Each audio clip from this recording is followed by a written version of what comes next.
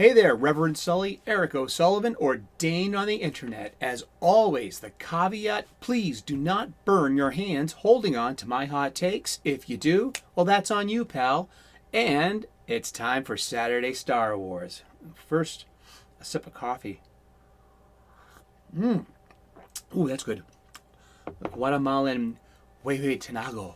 It's a medium roast. It's a wonderful, globally curated, locally freshly roasted bean by my buddy Dell. You can get your own if you hit his link. I'll put it in the description below. The gift of Grand Moff Tarkin. This is something I figured out at an early age. I'm going to put in the link, my last video about how Star Wars saved my life and how Star Wars cannot, the nuns of St. Mary's of Czestochowa and Andrews Square could not compete with Star Wars. But something that was parallel to their disciplines and methods was something that I saw in Star Wars. This was something that I understood at 6, 7 years old, and I've taken with me all my life. Grand Moff Tarkin. Fear will keep the local systems in line. Fear of this battle station. Or fear of this nun's yardstick. Or fear of telling your mother. Or fear of this. Fear of that. Fear of everything. We live in this current age where everything is fear-based. All of our reactions seem to be based in fear of this, fear of that, fear of the other, fear of ideology, fear of losing what we have, fear of we're just a fear-run culture. And it's something I noticed in advertising starting in the 80s.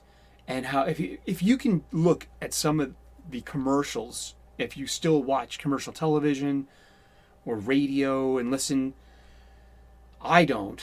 And I don't pay any attention to commercials and advertisements.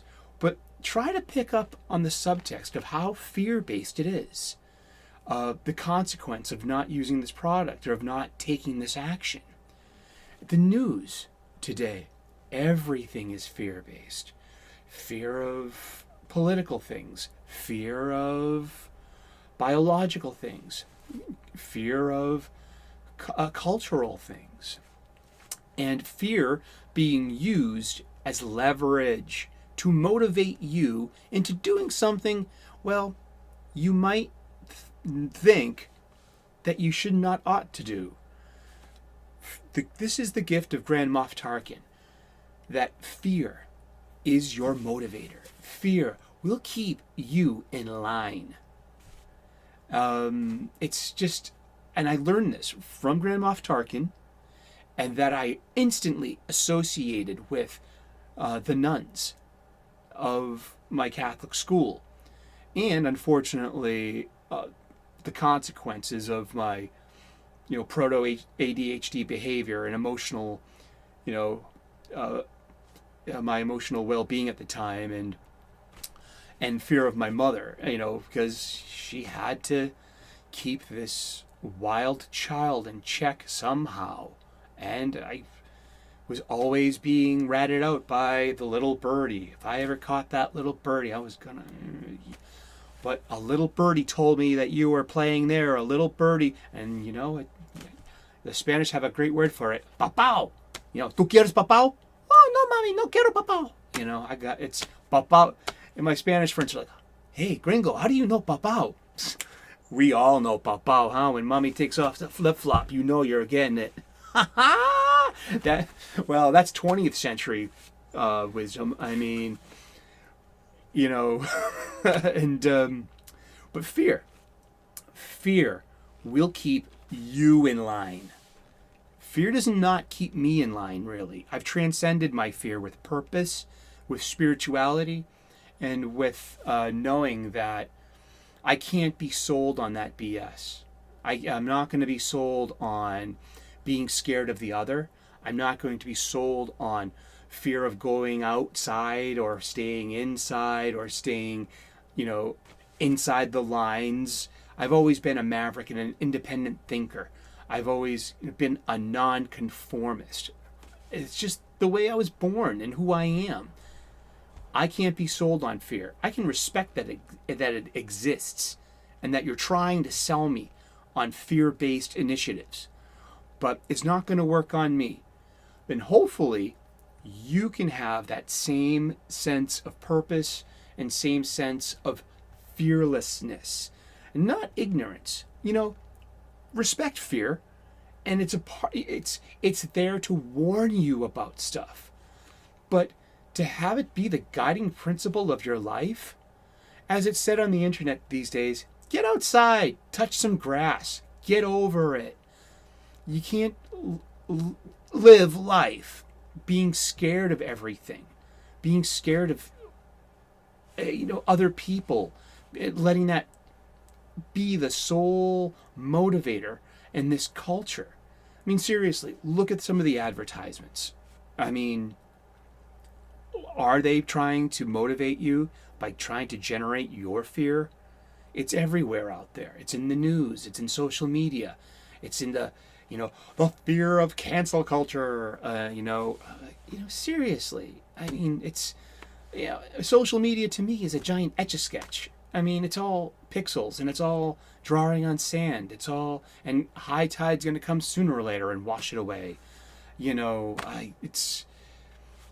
I don't have the answers. All I have are more and more questions. But one thing I do know is the impact of Grand Moff Tarkin on my daily life from a small child, and how Star Wars impacted my life, both good, bad, and neutral.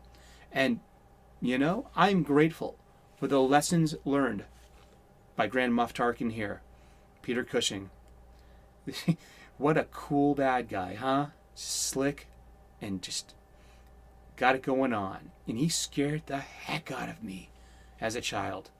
He's still scary today, but can you see it in today's culture? Do you recognize when someone's trying to sell you on your own fear? Break out of it. Break free. As Freddie Mercury said, I want to break free. Yeah. Well, break free. You can do it. It's in your will to power. Grab it. You can respect fear, that it exists, and that it's telling you to watch out for stuff. But don't let it guide your life, or you're going to be scared of everything. If you like this content, well, give me a thumbs up. If you didn't like it, well, give me a thumbs down. I'm a big lad. I can handle it. Leave a comment in the comments section, and please give me a subscribe if you like this content. I do a Saturday Star Wars take because I got so much to say about Star Wars.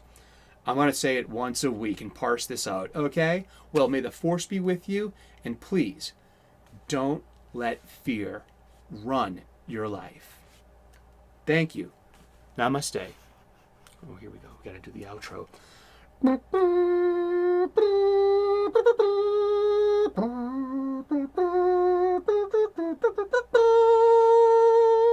Dun, dun, dun, dun.